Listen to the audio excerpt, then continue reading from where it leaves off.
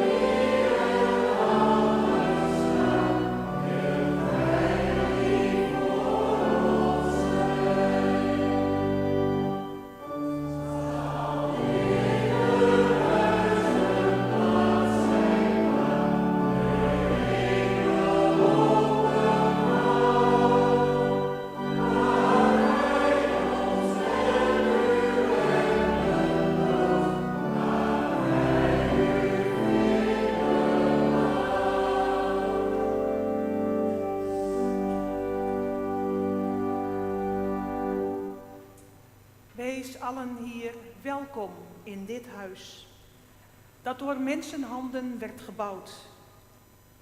Wees welkom in dit huis, waar wij samenkomen als geroepenen. Wij mogen hier zijn, met al onze vragen, met al onze twijfels. Levend vanuit een vermoeden van dragende liefde, van een mysterie, te groot voor woorden. Wees welkom in dit huis, dat gewijd is aan de eeuwige. Mogen de vrede van de eeuwige op u rusten, vandaag en alle dagen. Amen. En zingen wij nu als antwoord hierop de laatste 3 versen.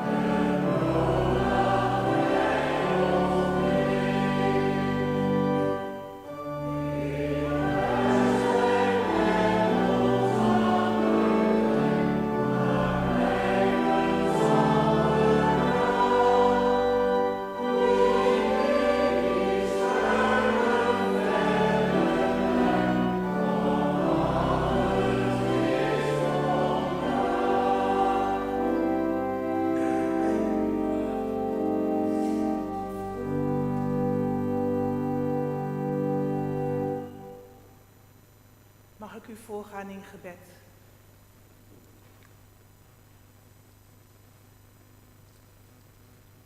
Eeuwige, te snel keren wij ons af als er onheil van onbekenden op ons pad komt, zodat wij hun ellende niet hoeven te zien. Als dat door angst komt, maak ons dan dapper. Als het ons niet interesseert, maak dan dat wij onze ogen openen. Daarom vragen wij u, Heer, ontferm u.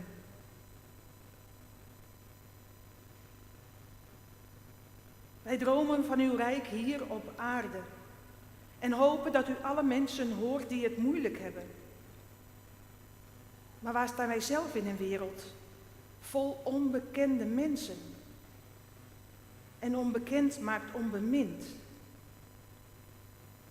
Daarom vragen wij, laat ons zien dat wij zelf mee kunnen, maar ook moeten helpen om die droom van u waar te maken.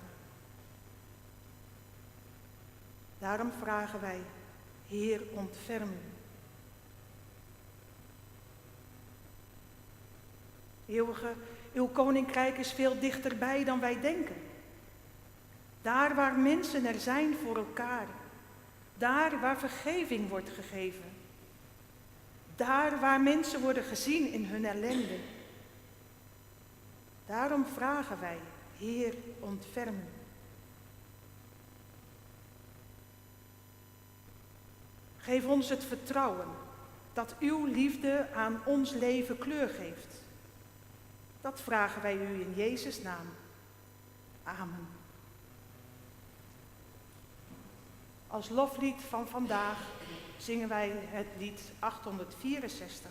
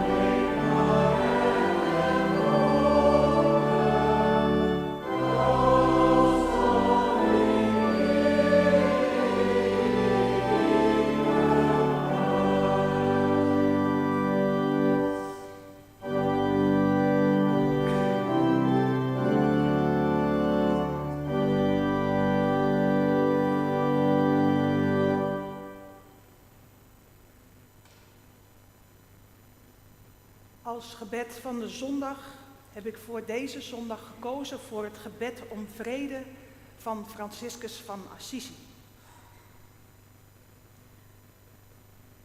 Heer, maak van mij een instrument van uw vrede. Laat mij liefde brengen waar haat is. Laat mij vergeving brengen waar schuld is. Laat mij eenheid brengen waar tweedracht is. En laat mij waarheid brengen waar dwaling is. Laat mij geloof brengen waar twijfel is. En laat mij hoop brengen waar wanhoop is. Laat mij licht brengen waar het duister is. En laat mij vreugde brengen waar verdriet is. Heer, laat mij er naar streven dat ik niet getroost word, maar dat ik troost. Dat ik niet begrepen word, maar dat ik begrijp. Dat ik niet geliefd word, maar dat ik lief heb. Want wie geeft, ontvangt. Wie zichzelf vergeet, vindt. Wie vergeeft, zal vergeving ontvangen. En wie sterft, zal ontwaken tot een eeuwig leven. Amen. Nou zijn er op dit moment niet heel veel kinderen in de kerk, dus gaan we wel het lied van de kinderen zingen of slaan we dat over of gewoon zingen? Doen we. Het lied is Dank u voor deze nieuwe morgen.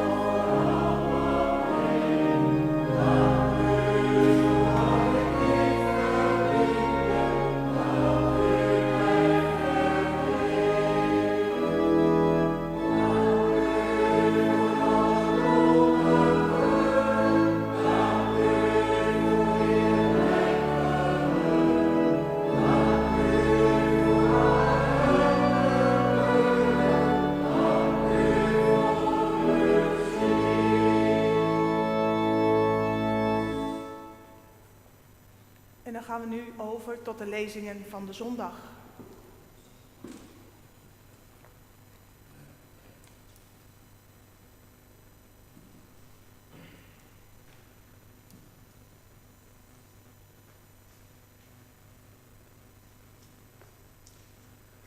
Hoor dan nu het woord van de Heer uit het boek Deuteronomium, hoofdstuk 30, de versen 10 tot en met 14. In die dagen sprak Mozes tot het volk: als gij de stem van de Heer uw God hoort, dan moet ge hem gehoorzamen en alle geboden en voorschriften onderhouden die in dit wetboek staan opgetekend. Dan moet gij met heel uw hart en heel uw ziel terugkeren tot de Heer uw God. De geboden die ik u heden geef, zijn niet te zwaar voor u en ze liggen niet buiten uw bereik. Ze zijn niet in de hemel en gij hoeft niet te zeggen: wie zal naar de hemel opvaren om ze voor ons te halen en ze ons te laten horen, zodat wij ze kunnen volbrengen? Ze zijn niet over zee en ge hoeft niet te zeggen: wie zal de zee overvaren om ze voor ons te halen en ze ons te laten horen, zodat wij ze kunnen volbrengen? Nee, het woord is dicht bij u, in uw mond en in uw hart. Gij kunt het dus volbrengen. We zongen lied 316, de versen 1, 2, 3 en 4. Amen.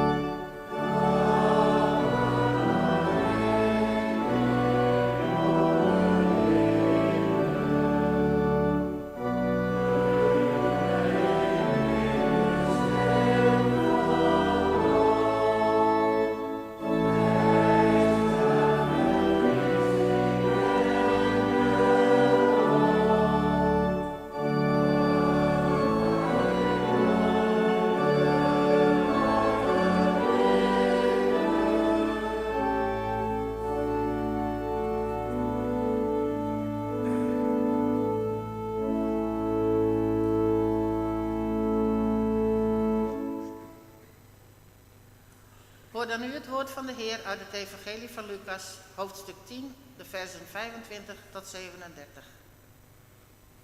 In die tijd trad een wetgeleerde naar voren om Jezus op de proef te stellen. Hij zei: Meester, wat moet ik doen om het eeuwig leven te verwerven?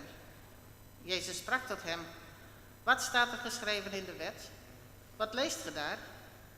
Hij gaf ten antwoord: Gij zult de Heer uw God beminnen met geheel uw hart en met geheel uw ziel, met al uw krachten en geheel uw verstand. En uw naaste gelijk uzelf. Jezus zei: Uw antwoord is juist. Doe dat en ge zult leven. Maar omdat hij zijn vraag wilde verantwoorden, sprak hij tot Jezus: En wie is mijn naaste? Nu nam Jezus weer het woord en zei: Eens viel iemand die op weg was van Jeruzalem naar Jericho in handen van rovers. Ze plunderden en mishandelden hem. En toen ze aftrokken, lieten ze hem half dood liggen. Bij toeval kwam er juist een priester langs die weg. Hij zag hem wel, maar liep in een boog om hem heen. Zo deed ook een leviet. Hij kwam daar langs, zag hem, maar liep in een boog om hem heen.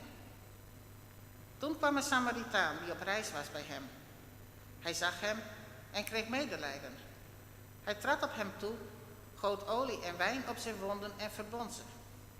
Daarna tilde hij hem op zijn eigen rijdier, bracht hem naar een herberg en zorgde voor hem.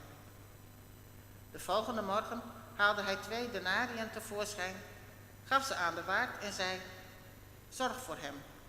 En wat ge meer mocht besteden, zal ik u bij mijn terugkomst vergoeden. Wie van deze 3 lijkt u de naaste te zijn van de man die in handen van de rovers gevallen is? Hij antwoordde: Die hem barmhartigheid betoond heeft. En Jezus sprak: Ga dan en doet gij evenzo. We zongen lied 848, versen 1, 2, 3 en 4.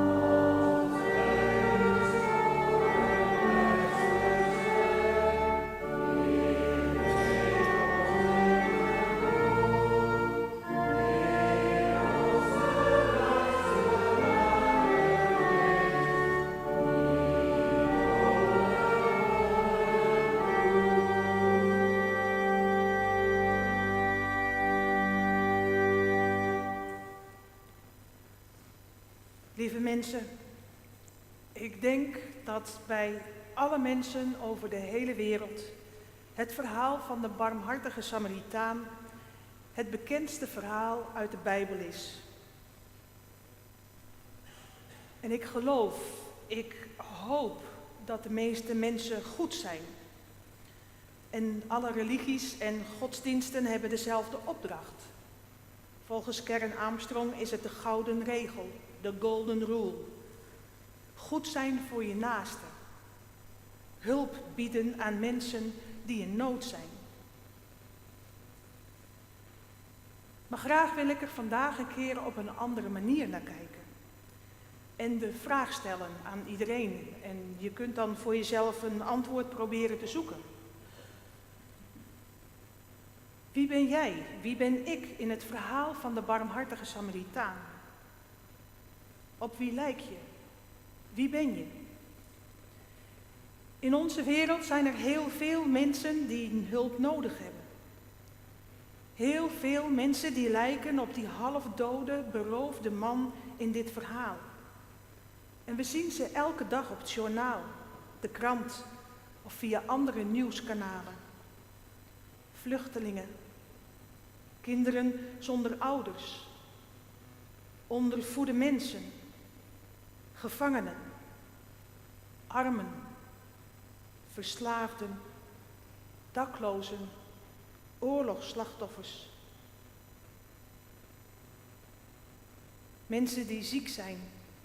Allemaal mensen die langs de kant van de wegen van onze wereld liggen. Mensen die hulp nodig hebben. En wie ben jij? Wie ben ik voor die hulpbehoevende naaste? Of lijken we soms een beetje op die leviet en de priester? Je doet niets. Je loopt gewoon voorbij. Je kijkt de andere kant op en denkt, ik doe al genoeg. Of lijk je op de Samaritaan? Hij lijkt de held in het verhaal.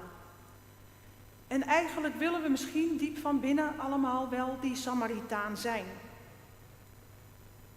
En wie op die Samaritaan lijkt, die doet 3 dingen. Als hij ziet dat iemand hulp nodig heeft, het zet je even stil. En dan heb je aandacht voor degene die daar ligt. En dan geef je zorg.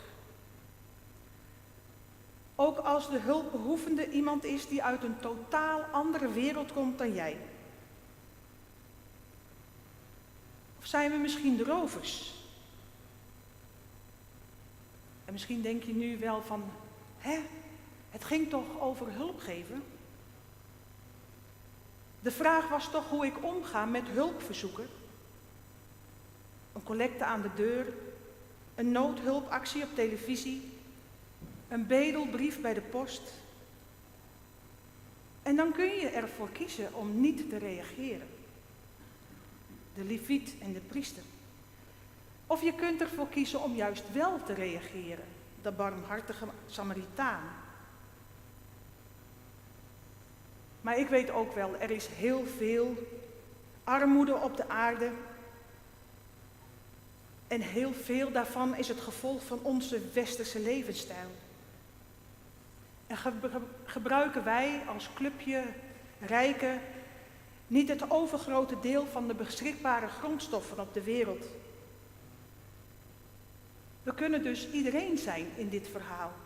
Leviet, priester, de barmhartige Samaritaan, de rover. Maar we kunnen ook degene zijn die beroofd wordt. En zie je ergens ook in het verhaal dat Jezus op dezelfde manier de spotlicht verplaatst. De wetgeleerde die vraagt, wie is mijn naaste? De wetgeleerde kijkt van zich af. Maar Jezus' vraag aan het einde van het verhaal is, wie ben jij? In plaats van om je heen te kijken, moet je naar jezelf kijken. De spiegel die Jezus de wetgeleerde voorhoudt is deze. Erken jij mij als redder die je nodig hebt? Want dat deed die schriftgeleerde nou juist niet. Hij kwam alleen maar naar Jezus toe om hem op de proef te stellen. En vandaar zijn vraag.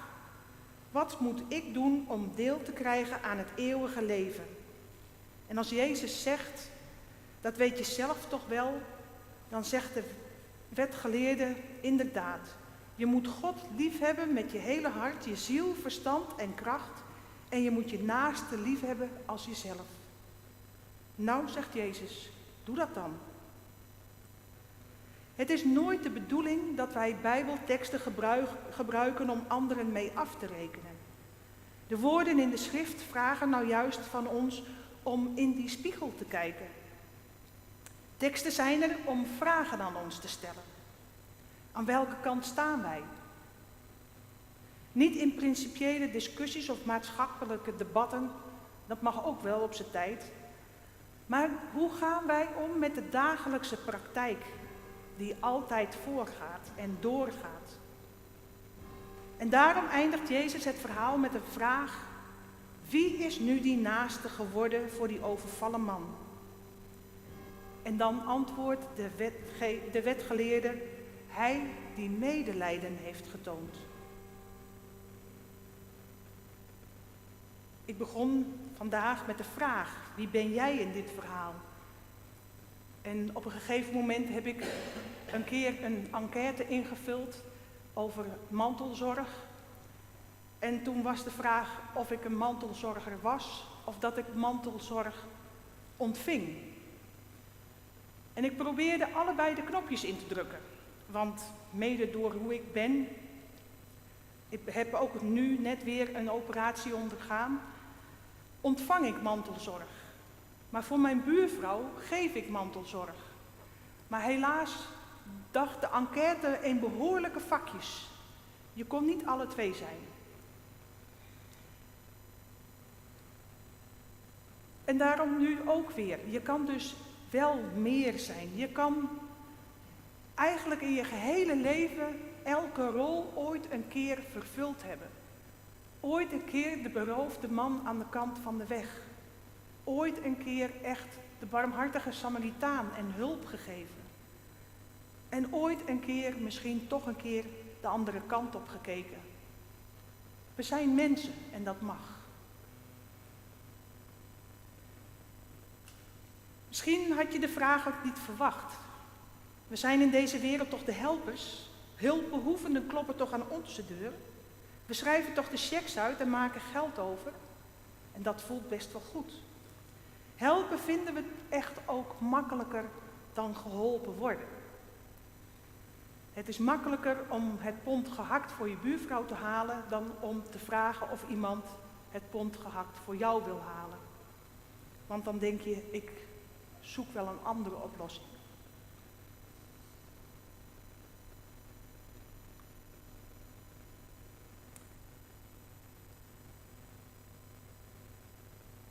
Maar dan doe je het verhaal van de barmhartige Samaritaan tekort als je er alleen maar een voorbeeldverhaal van maakt. Zo van, kijk niet weg, maar help je naaste in nood. Wat in het gesprek tussen Jezus en de wetgeleerde op het spel staat, is de waardering van Jezus en van de hulp die hij geeft. Herken jij Jezus als degene die jou daar langs de kant van de weg aantrof en je redde? Herkennen wij ook het goddelijke in de Samaritaan, die nog steeds betaalt voor ons verblijf in de herberg? Maar laten we het verhaal van de barmhartige Samaritaan eens langer maken. De neergeslagen man is opgeknapt. De herberg heeft hem goed gedaan. Hij pakt zijn leven weer op en hij gaat verder op zijn reis van Jeruzalem naar Jericho. Maar o schrik, nou ziet hij iemand gebond langs de kant van de weg, beroofd en neergeslagen en voor dood achtergelaten. Wat zou hij doen? Zou de geholpene gaan helpen? Er is hier toch niemand die het zou geloven dat hij nu zijn hoofd weg zal draaien en vlug verder gaat lopen? Dat bestaat toch niet? Hij weet wat het is om daar zo hulpbehoevend te liggen. Hij weet hoe dankbaar hij was toen de Samaritaan stopte en bij hem neerknielde. En dat geldt natuurlijk ook voor ons. Wie ontdekt dat hij of zij in het leven wordt geholpen, gaat ook helpen. De barmhartige Samaritaan is niet een verhaal met een moraal. Kijk niet weg van je naaste in je nood. Maar de barmhartige Samaritaan is een vraag aan ons. En niet alleen de vraag, wie is je naaste? Maar ook de vraag, wie zijn wij? De priester, de leviet, de beroofde, de rover, de Samaritaan. En als het leven ons ooit een keer echt overvallen heeft en we zijn weer bij de wal opgekrabbeld, dan kunnen we toch niet anders doen dan ook eens helpen. Een praatje. het pond gehakt halen. Een kaartje. Het doet zoveel goeds. En een luisterend oor kost helemaal niets. Maar dat luisterend oor zorgt er wel voor dat mensen zich gezien weten. Dat mensen zich gehoord voelen. En dat blijft dan toch ook weer de vraag van deze zondag. Wie zijn wij? Amen.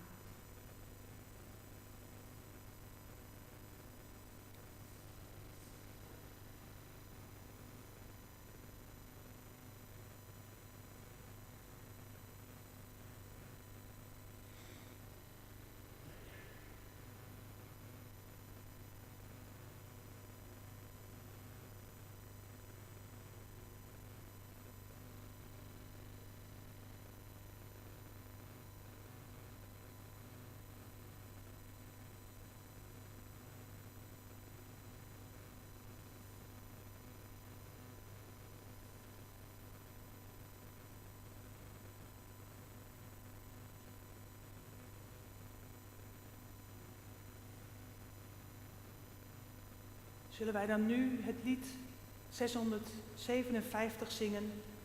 Ook een lied wat gaat over hoe wij bedoeld zijn.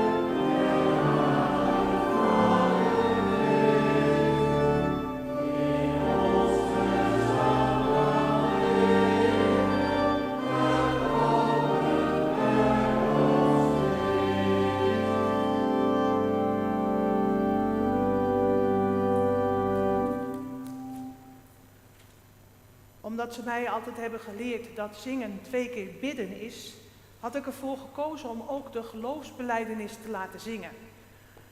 Indien mogelijk graag staande, maar als jullie zeggen van ik ben ondertussen schor, kunnen we hem ook lezen. Zeg het maar. Zingen, oké, we gaan zingen.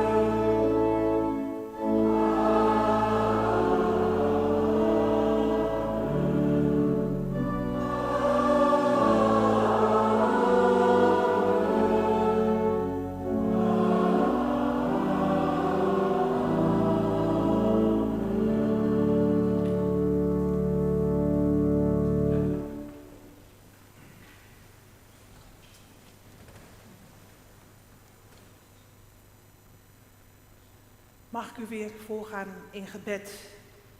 En richten wij ons tot de eeuwige met onze gebeden. Die bron van liefde die nooit meer zal vragen dan dat wij kunnen dragen. En dat ons bidden verhoord mag worden. Bidden wij om een barmhartig hart voor de leiders van alle volkeren. Voor koningen en presidenten. Voor parlementsleden en directeuren van organisaties. Dat zoals in het Oekraïne-conflict niet de zucht naar macht en geld hen beweegt, maar dat het welbevinden van de mensen voorop staat. Bidden we om een barmhartig hart voor iedereen, dat in spreken en handelen niet eerst de sterken, maar juist de zwakken de eerste aandacht krijgen. En dat zij daarin velen tot een voorbeeld en tot zegen mogen zijn. Bidden we om een liefdevol hart voor wie keuzes moeten maken over leven en dood. Voor wie medische beslissingen nemen, huisvesting verdelen, mensen juridisch bijstaan. En dat wij wijs en warm en liefdevol mee mogen denken. Bidden we om betrokkenheid en warmte in ons eigen hart voor de naaste. En dat we niet ophouden de handen uit de mouwen te steken voor wie in armoede leeft. Voor wie gevlucht is. Voor wie eenzaam is geworden. Voor wie ziek is. Voor wie letterlijk en figuurlijk aan de kant van de wereldse weg liggen.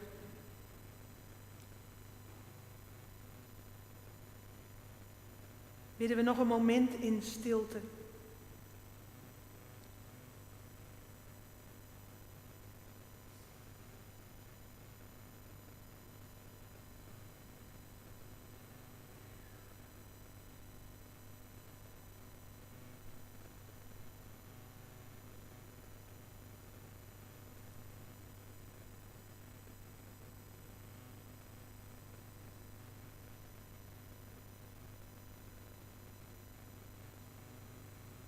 Bron van liefde.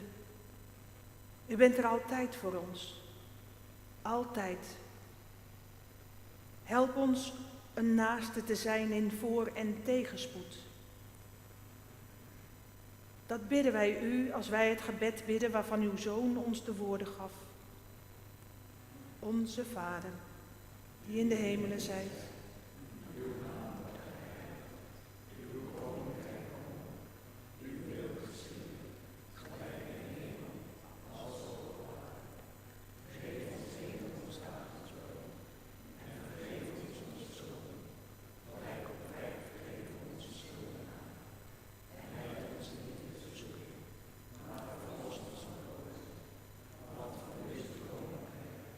In de kracht en de heerlijkheid tot in eeuwigheid. Amen. En dan is het nu een moment voor de collecte. En dat is altijd een beweging in de kerk. U heeft heel veel gekregen en nu mag u weer wat teruggeven.